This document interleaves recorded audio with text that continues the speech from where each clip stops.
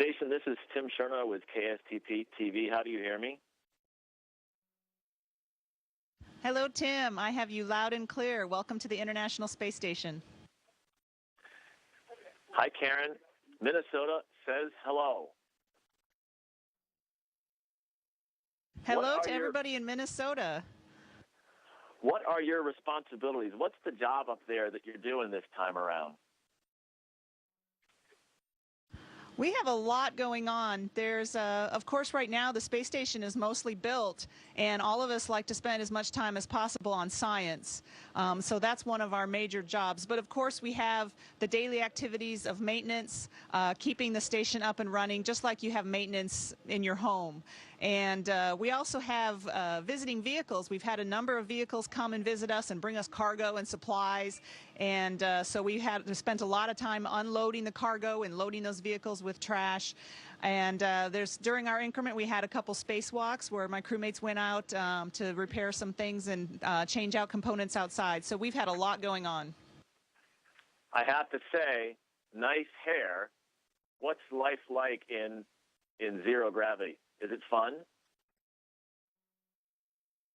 It is a blast. And actually, after being here as long as I've been here now, it becomes a little commonplace, the way everything behaves in space and the way you move around. And it is fun. It's awfully fun to start at one end of the space station and try and get going as fast as you can and swing around the corners using handrails. And you can have a lot of fun. So you guys actually do get between the long schedules of work? We do get some off time. We usually work daytimes about 7 in the morning till 7 at night, or during the weekdays, and then we have weekends mostly off. We do some housekeeping on Saturdays to keep the filters clean and the walls clean, and but Saturday afternoon and all of Sunday usually is free time where we can do whatever we want. I went and looked at your tweets. You've sent some amazing pictures back down to us here at Earth, on Earth. Do you ever get tired of the view out the window up there? What are some of your favorite things you've seen? You never do get tired of it. You know, actually, every time I'm working out on our resistive exercise device, it's right below the cupola, and my workouts generally take a little longer than they need to because I'm constantly going up to take a peek.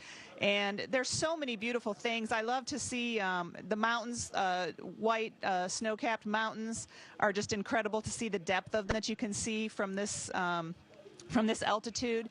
And it's amazing. The Earth really is a lot of water. You start traveling over oceans, and you just wonder if you're ever going to get to land. Sunrises and sunsets are absolutely incredible. I could watch those over and over. There's just a lot of spectacular things to see. I looked at your current orbit, and it appears to me that you're between South America and Africa right now. When you're flying over North America, if you do over home, do you look down and skip the folks here in Minnesota, the folks back home in Vining?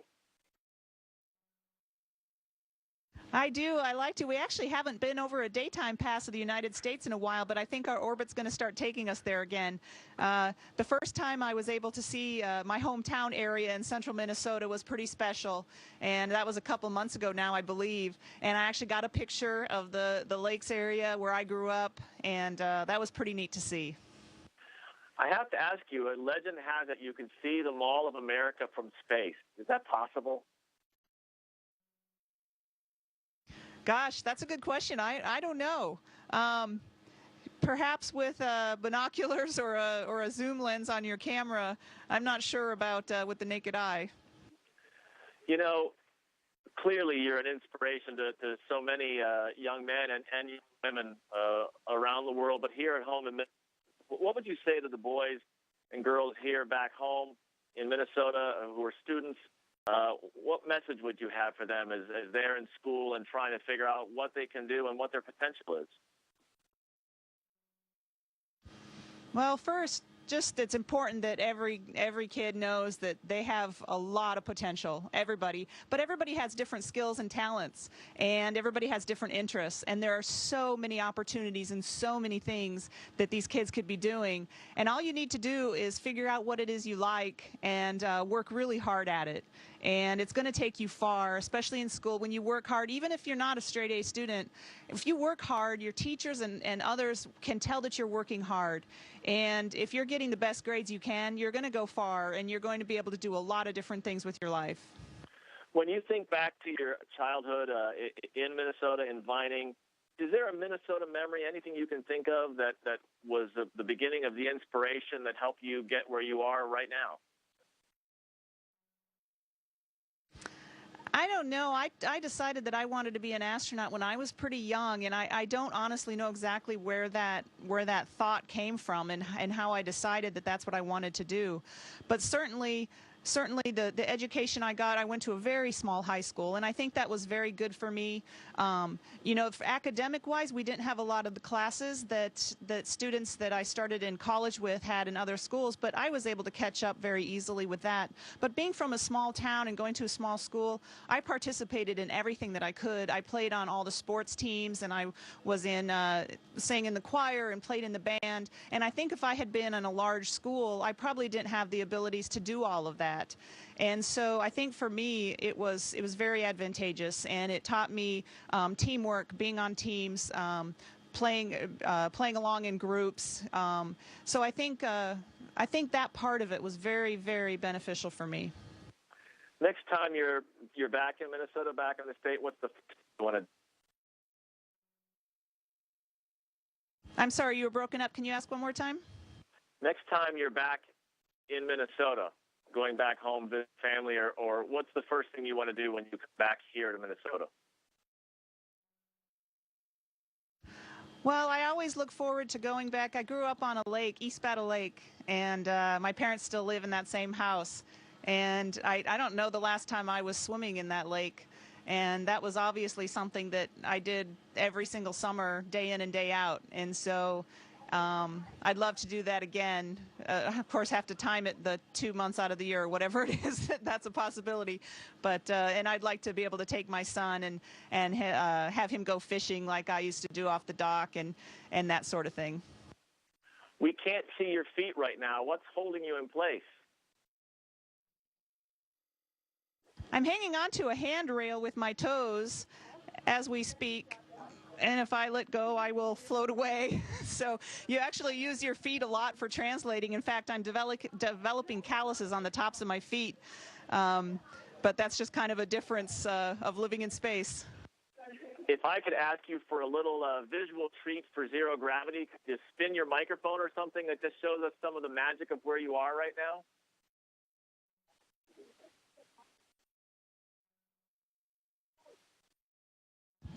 Do you have any idea? Myself. Do you have any idea how cool that is?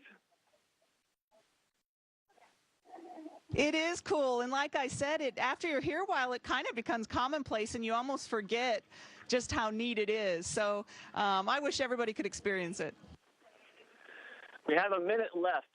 In that minute, if you could tell us, what do you look forward to when you go back to Earth as far as, like, for example, do you miss gravity? What's something that you miss when you're up there? I think gravity is going to be my enemy for a few days or a few weeks or maybe even a couple months when I get back. But I miss my family, my husband and my son. I miss them dearly. So I'm really looking forward to getting back to them and to my home. Well, you can't see me, but I'm waving goodbye. It was a great thrill to talk to you. Thank you so much. It was great to talk to you. Station, this is Houston ACR. Karen, that concludes the KSTP TV portion of the event. Thank you. Mike, please stand by for a voice check from the Big Ten Network. I love the event.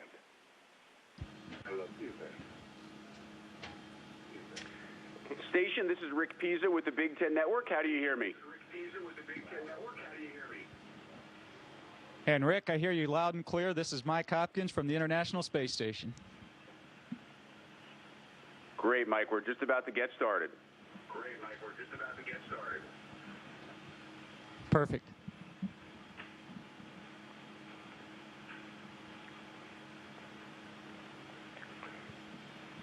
And Mike, this is Houston ACR. If you could please turn your microphone off after you We are answer. happy to be joined by Howard Griffith, one of Mike's former teammates at the University of Illinois. And Howard, since Mike is now at the International Space Station, let's not waste any more time. Let's welcome in Mike Hopkins from the International Space Station. Well, Mike, let's give the folks a little bit of background. I know you left from a cosmodrome in Kazakhstan about a month or so ago. You're supposed to be at the ISS until spring of 2014. What is life like for someone when you're aboard the International Space Station? Well, it's absolutely incredible, and even today, I've been here for about 3 weeks, I guess now, and I still have to pinch myself because sometimes it's hard to believe that I'm here.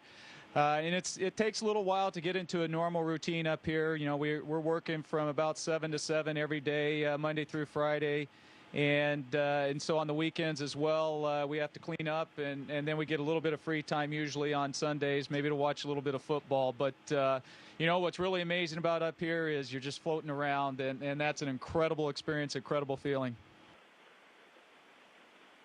Mike, what was it like when you first entered the International Space Station?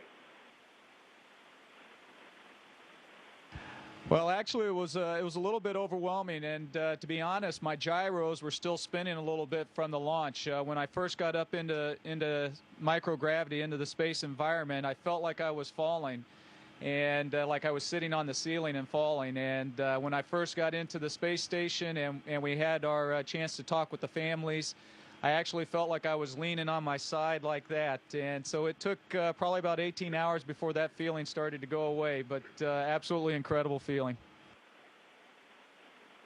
So talk to me about some of the experiments and some of the science that you're working on while you're there. Yeah, actually, there's quite a bit of science going on the space station right now, and some of it we're very involved in because we're the guinea pigs. So, in fact, this morning I was drawing some blood just to see how the immune system in the body changes in microgravity. Other experiments I was also working on this morning was a capillary flow experiment, which is looking at how water flows up the walls of different vessels, and maybe you can use that to move liquids around in space and also separate it from gases. And so those are just a couple of the hundreds of experiments that we're doing or that are going on up here on a daily, weekly basis. Now, Mike, your job obviously makes you very unique in terms of former Big Ten football players and what they're now doing with their life, but I know you stay in touch with the Illinois football program. I know from your Twitter handle, @AstroIllini, you sometimes send out messages to current and former Illinois players. How much do you actually get to still follow your alma mater when you're up in space? I'm actually very fortunate. In fact, all the astronauts are very fortunate up here, is because we have a large support organization on the ground that helps us stay in touch with our families and stay in touch with the organizations that are important to us. And so I actually get the Illinois football games are sent up to me every week, so I don't get to see them live. But while I'm working out, I usually get to watch them.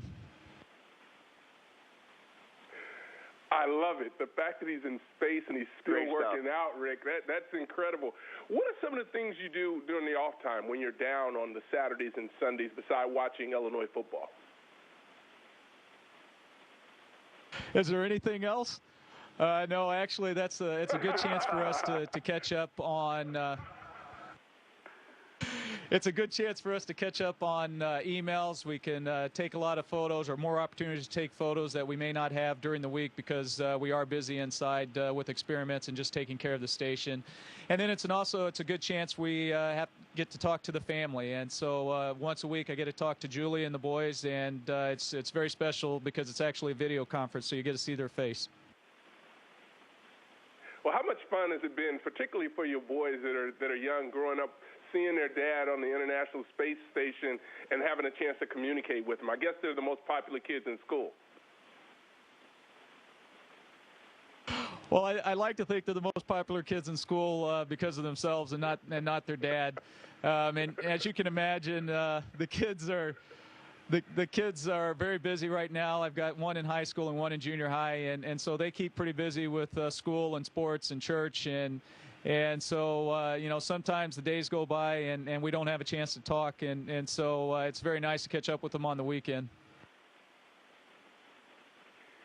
Mike, when did you know that this was something that you wanted to pursue, not just aerospace engineering and your studies at Illinois, but when did you actually know and feel like you had the possibility to be part of an astronaut class that was going to spend time in space? Well, I actually decided or knew that I wanted to try and be an astronaut back in high school, even before I went to the University of Illinois.